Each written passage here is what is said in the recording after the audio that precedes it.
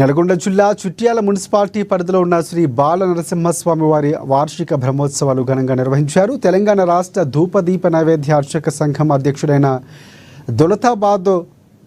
దౌలతాబాద్ వాసుదేవ శర్మ ఆధ్వర్యంలో స్వామివారి కళ్యాణం జరిగింది. ఈ కార్యక్రమానికి ముఖ్య అతిథిగా నకరేకల శాసనసభ్యులు వేముల వీరేశం పాల్గొని ప్రత్యేక పూజలు నిర్వహించారు. 100 సంవత్సరాలుగా ఉన్న ఈ దేవాలయాన్ని మరింత అభివృద్ధి పరుస్తామన్నారు ఎమ్మెల్యే వేముల వీరేశం. దేవాలయం వరకు సీసీ రోడ్డు నిర్మాణానికి కృషి చేస్తామన్నారు. ఈ కార్యక్రమంలో ఆలయ కమిటీ మరియు వంశ పారపర్య వారసులు, రాజకీయ ప్రముఖులు, భక్తులు అధిక సంఖ్యలో పాల్గొన్నారు. ఈరోజు లక్షల ఎకరాల భూముల్ని కొల్లగొట్టింది బీఆర్ఎస్ వాళ్ళే. ధరణి పేరుతోని ప్రజల భూముల్ని, రకరకాల భూముల్ని మొత్తం కూడా కాజేసింది బీఆర్ఎస్ వాళ్ళే. నేను గతంలో కూడా స్టేట్మెంట్ ఇచ్చినాను. 1,50,000 ఎకరాల భూముల్ని బీఆర్ఎస్ ప్రభుత్వంలో ఉన్న వివిధ స్థాయిలో ఉండేటువంటి నాయకులు కాజేసిర్రు. వారి బినామీల పేర్లతోనే ఉన్నాయి. నేను వాస్తవాలు బయట పెడతానని చాలా సందర్భాల్లో చెప్పాను.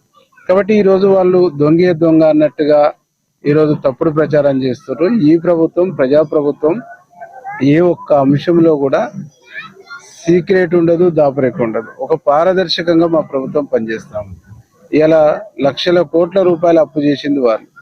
8 లక్షల కోట్ల పైచులకు ఈ రాష్ట్రాన్ని అప్పుల పాలు చేసింది బీఆర్ఎస్ ప్రభుత్వ హయాంలో.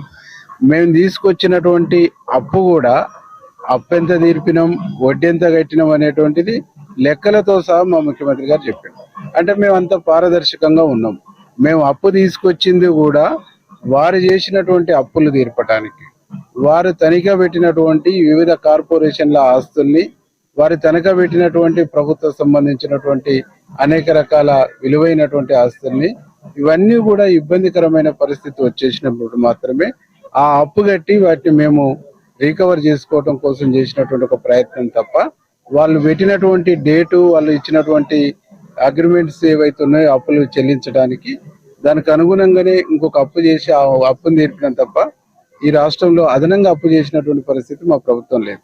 కాబట్టి మా ప్రభుత్వాన్ని అనే కనీస నైతిక అర్హత వారికి లేదు.